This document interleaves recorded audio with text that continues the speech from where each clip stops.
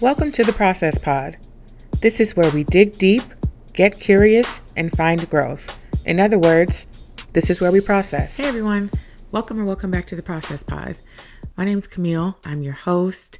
I'm a therapist, but I'm also trying to get my life together. So this is where the two of those meet, bringing you relatable wellness. So if you listened to my bonus episode a couple of weeks ago, then you know that I was talking about having a hard time trusting myself when it comes to creating new healthy habits because of my history of repeating the same unhealthy habits. It's interesting that that was the topic because that topic of discussion has come up with so many of my clients lately. And what I realized when I was listening back to that episode and as I've been working with my clients is that the challenge with trusting yourself is that you first have to forgive yourself. So that's what we're here to talk about today. We're here to talk about self-forgiveness and the difficulty that comes with forgiving yourself for the mistakes that you have made in the past. Because really, we're all just afraid of making the same mistakes and staying stuck. So today we're going to talk about how self-forgiveness helps you to get unstuck, but also how the flip side of that coin, if you're not able to forgive yourself, then you will stay stuck in these same behavioral patterns and keep blaming yourself for it. So let's jump right in. All right. So what we need to know first is that all behavior is communication of a need, even our poor behavior. Our behavior is trying to communicate something. It's trying to meet a need that we don't have a better way of meeting. So if we're talking about unhealthy habits, or if we're talking about procrastination or not following through, whatever it might be, it's hard to pinpoint sometimes, but that behavior was fulfilling a need for you. It was playing a specific role. And we lean into our behaviors to meet our needs when we don't have the vocabulary to name it ourselves. Then we just kind of act off of instinct or off of impulse. And so that's why one of the hardest parts about growth is in forgiving yourself for your past mistakes, because we don't understand where these behaviors come from or why we keep doing the same things over and over again. So it's like, well, I can't forgive myself if I know I'm just going to keep repeating or keep doing the same thing. And that is where we're going to spend our time today.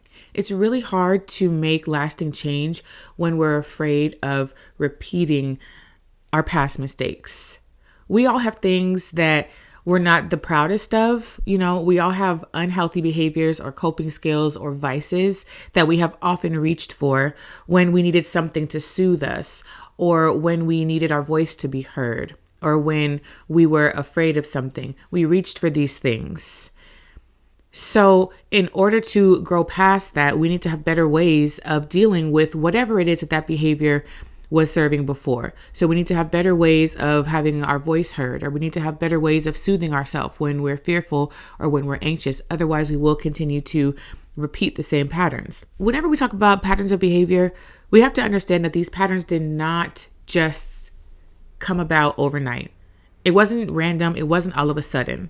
Our behavior has existed within our life for probably our whole life, if not most of your life. So we're talking about decades of the same unhealthy behavior.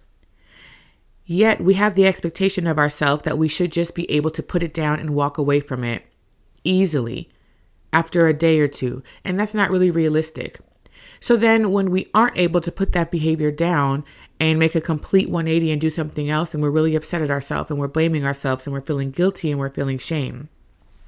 But think about how long it took for that behavior to develop to the point where it is now, to the point where it's second nature and you don't even recognize that you're doing it.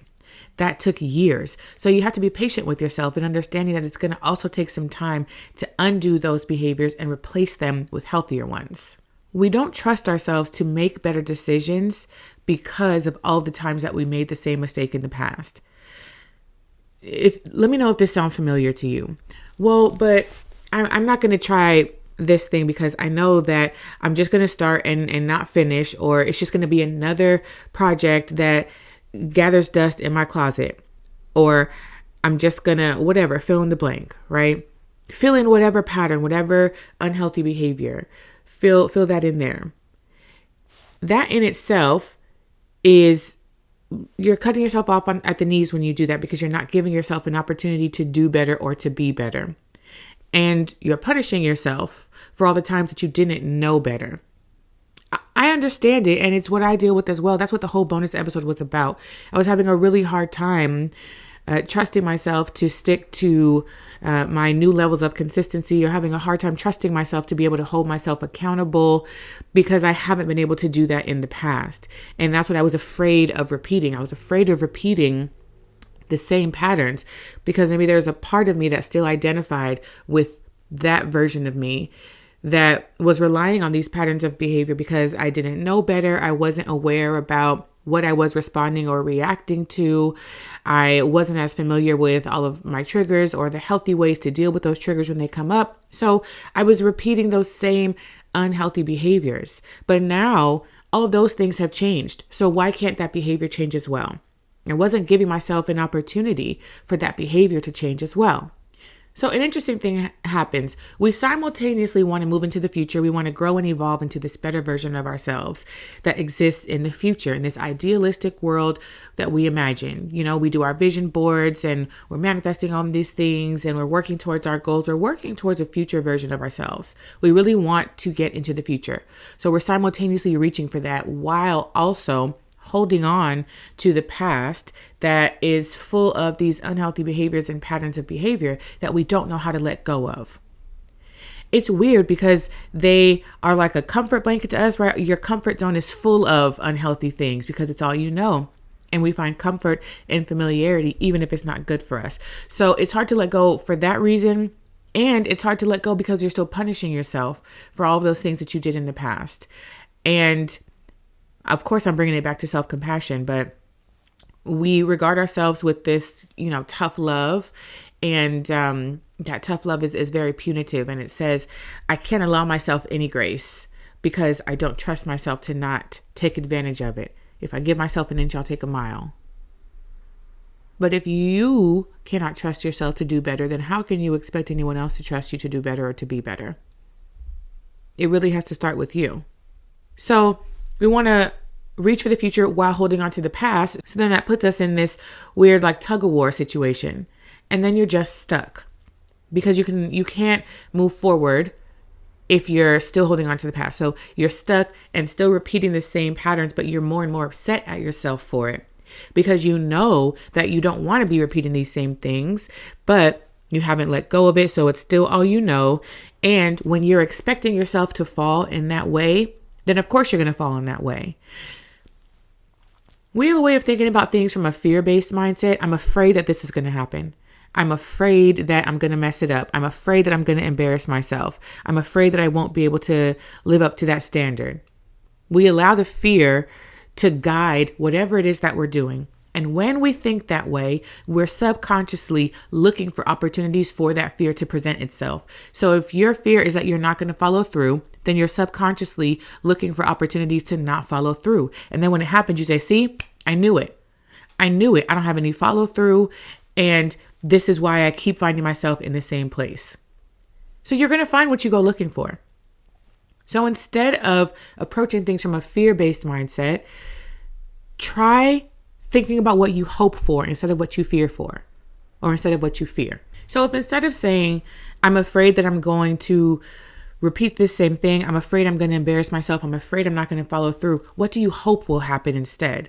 Allow yourself to imagine the other side of that same coin. That's all our anxiety is. It is fear-based imagination. And we come up with these ridiculous, really colorful, imaginary worlds that are full of our deepest, darkest fears. Use that same imagination for the opposite. What do you hope will happen? I hope that I stay consistent. I hope that I follow through and do this thing. I hope that I can be proud of myself for trying, even if it doesn't go very well. Then you look for opportunities for that hope to present itself. Because you're hoping that you'll follow through. You'll look for opportunities to follow through. We have a lot more control in that way. We have control over how we choose to view these things. We have control over how we talk to and interact with ourselves. You're more than welcome to continue living in a fear-based mindset. You're more than welcome to allow the fear to continue to dictate or control how you move forward in your life.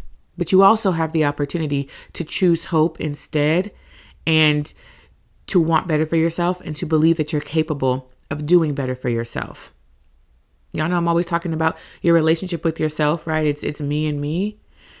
If you don't believe that you're capable of doing better, then you will not do better. It's that simple. It's one of those cliche mindset things, but it's really, really, really true. The tough love will only keep you stuck. Blaming yourself and punishing yourself for your past will only keep you stuck. It'll just make you feel worse about yourself. It'll make you believe in yourself less. It will make you more anxious and more afraid to start. So it will keep you stuck. And the cycle just continues. We're on this hamster wheel of self-hate because we're disappointed in ourselves constantly disappointed in ourselves. So then how can we expect any growth if we're just continuing to punish for what we did not know in the past? It's easy to say, if I could go back, I would do things differently. If I knew then what I know now, I would make a different decision. Of course you would. We all would. We all would, because you are older and wiser now. You know more. You've experienced more. You're smarter now. But the truth of the matter is, back then you weren't. That was a different version of yourself. A lot of life has happened since then. Even if it's only been a couple of weeks, a lot of life has happened since then. So think about that. And then think about the past version of yourself that did not know any better. This is what I do with my clients. Think about the mistake or the behavior that you don't want to do anymore, that you're trying to avoid. Think about the last time that you did that thing, the last time that you saw that pattern show up. What was happening in your life? What was different about you? What was different about your mindset? What was different about your life? Even if it's as small as, even if it's small as the only difference is that now I'm aware of that pattern. That's enough. That's enough of a difference. So think about all the different ways that you're different, that your life is different, that your mindset is different from the last time that you saw this pattern show up or that you saw this behavior show up. And acknowledge all of the change that you've seen in other areas of your life. If you were not capable of change, you would be in the exact same position that you were in 5 years ago, 10 years ago, in every single way. In every single way, you would be exactly the same, but you're not. I know I'm not. So acknowledge the fact that you are capable of change because you have changed. Yeah, some change is easier than others, but whatever this pattern or this behavior is, maybe that's your thorn in the flesh. Maybe that's your Achilles heel. Maybe that is the thing. That's the change that you're having to be more intentional about because everything else maybe came a bit more naturally, but it doesn't mean that you're not capable of changing or growing from wherever you were when that behavior last showed up. Also, think about what need was that behavior trying to meet? What was being communicated through that thing? I keep using my own stuff as an example because that's all I can think of right now. But when it comes to like being inconsistent and procrastination, I know that my procrastination is deeply rooted in my anxiety. And I know better how to work through that anxiety when it shows up. And I know that it also had to do with my all or nothing thinking, feeling like it had to be everything or nothing at all, very black and white. And I never gave myself an opportunity to kind of live in that gray area a little bit. But life is not black or white. Life isn't all or nothing. So why would I expect for myself to act that way? I also know that I was comparing myself to a lot of other people and trying to fit into a mold or a standard of what I thought success and consistency was supposed to look like. But it just didn't work for me. So I wasn't honoring myself, my true self, and instead was trying to change myself to fit into a mold that someone else created. So I know that that's where all of my behaviors come from, and that's what they were communicating, and those are the needs that they were meeting. So getting more familiar with that has been so helpful in giving myself the grace and space to learn a new way of being or to learn a new way of behaving and new patterns to replace the old and unhealthy ones. That's the other thing. When you take something away, you have to replace it with something else. If you just say, stop doing this, okay, well, what am I supposed to do instead? Start doing something else. So when you sit and think about all of the change that you've seen in your life, who's responsible for it? Not who helped you, but who's responsible for the changes happening and taking place and maintaining a new way of being? Who is it? Because I have a feeling, I have a suspicion that you're responsible for it. You're responsible for all of the change that you've seen in your life, good and bad, but you're responsible for it, which again means that you are capable of changing and growing and evolving. We give other people the opportunity to do better so many times. We have all stayed in situations, relationships, or friendships that are no longer serving us because we're hoping that the person will do better, that they'll learn something, and that they'll respect us more, and that they'll be more considerate, and that they will do better. We give so many chances. We give people 4, 5, 6, 7 chances and opportunities to grow and to change and to show us something better. But we don't give ourselves that same opportunity, and that's just not fair. Why would we give someone else a chance to continue to repeat the same behavior? Because that's what you're doing. When we give someone else a chance, we know that we're taking the risk that they may make another misstep. When you give someone else a chance, you're leaving yourself open to being hurt by them again. And we know that. We know that when we're going into it, that there's no guarantee that this time it'll be better. But we hope that it will be better. And that's how we keep this is a good example, Camille. That's how we keep ourselves in these same situations. And this is what I was saying before, right? About looking for the hope instead of looking for the fear. When we give people chance after chance after chance, we are hoping that they'll do better. And so we look for things that could be examples of them doing better. Okay. Y'all know exactly what I'm talking about. Y'all know what I'm talking about.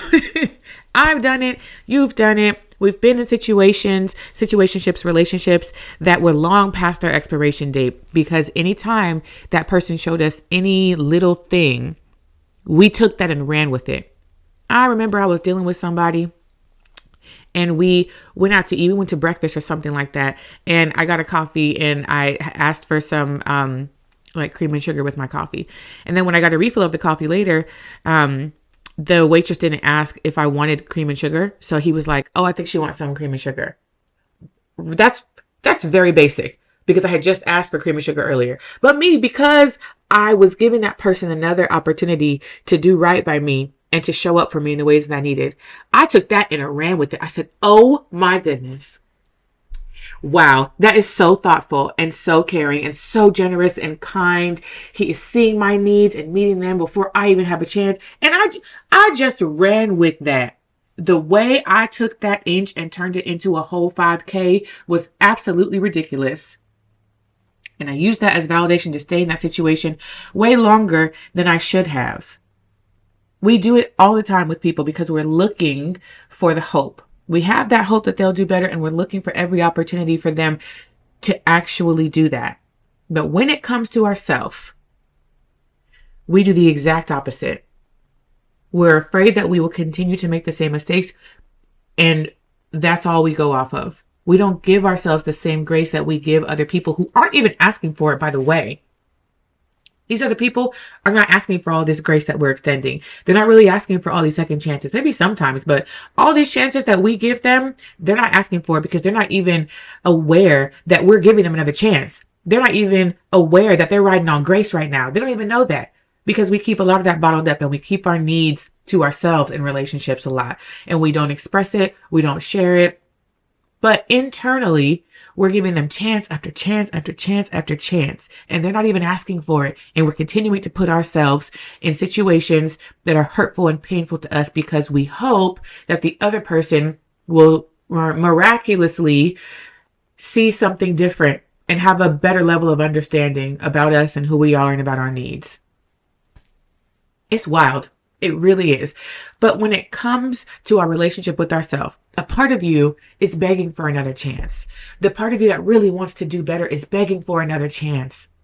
But the part of you that is afraid that you'll repeat the same mistakes is scared of giving yourself another chance.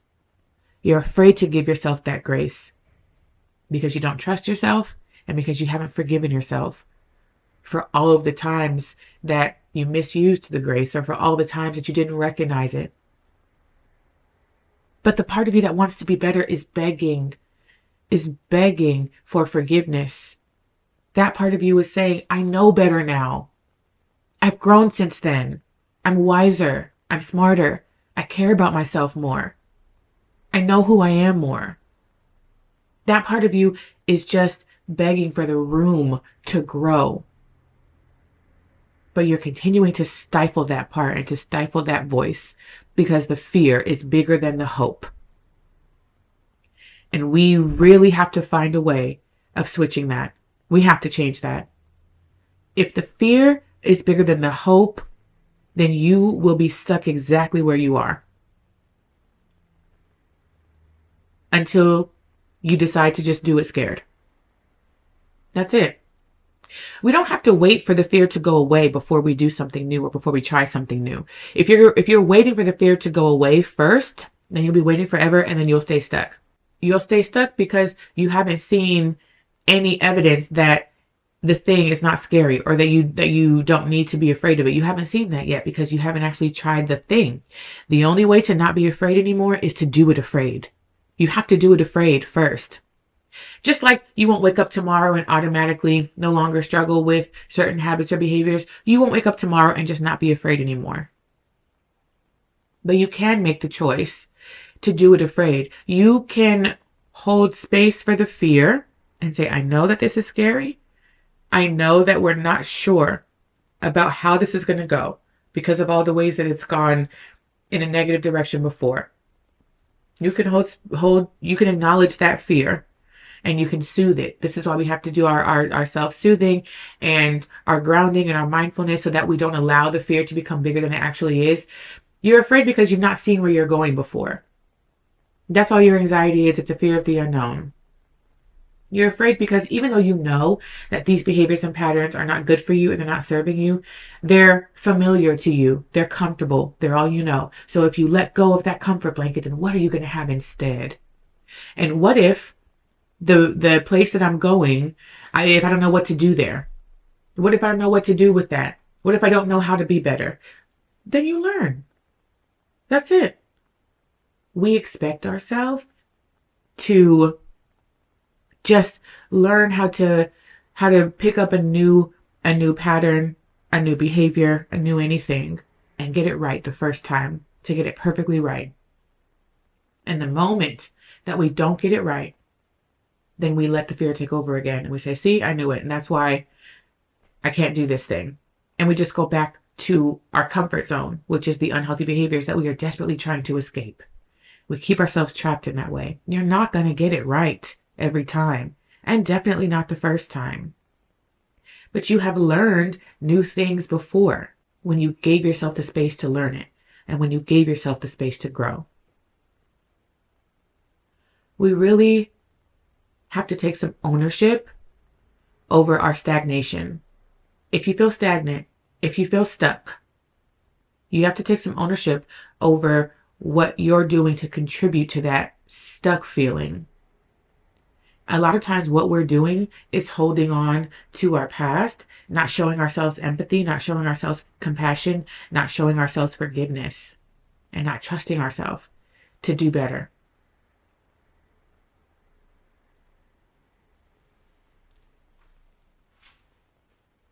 So, you have a lot more choice in the matter.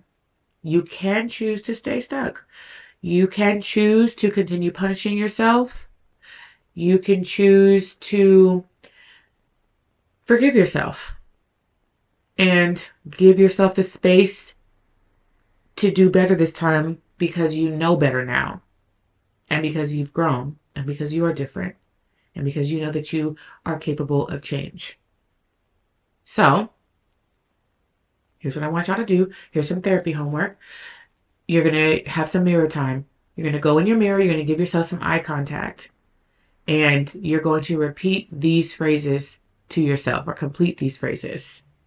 The first one is, I forgive you for fill in the blank. Whatever the pattern is that you're trying to break, forgive yourself for all of the times that you couldn't break it before. I forgive you for not following through in the past. I forgive you for using people in the past. I forgive you for staying silent in the past. I forgive you for putting other people's needs before your own in the past. The next statement is an apology. The next statement is an apology for punishing yourself.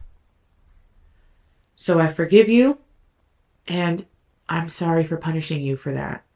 I'm sorry for punishing you for not speaking up, for not speaking your truth, for not knowing your truth. I'm sorry for punishing you for being insecure. I'm sorry for punishing you for having low self-esteem. I'm sorry for punishing you when you hadn't found your voice yet. Whatever it is. And the last one is another apology. I'm sorry for keeping you stuck. I'm sorry for keeping you stagnant.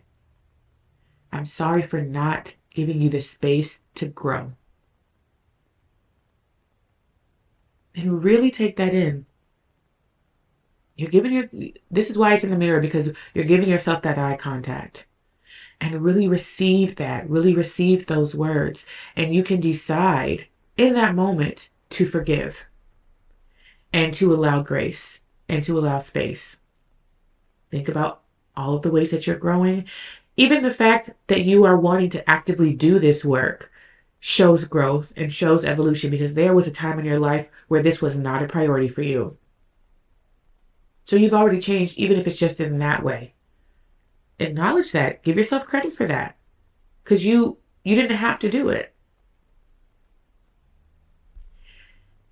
And simply move forward knowing that you'll still make mistakes, because you're human and you're not perfect.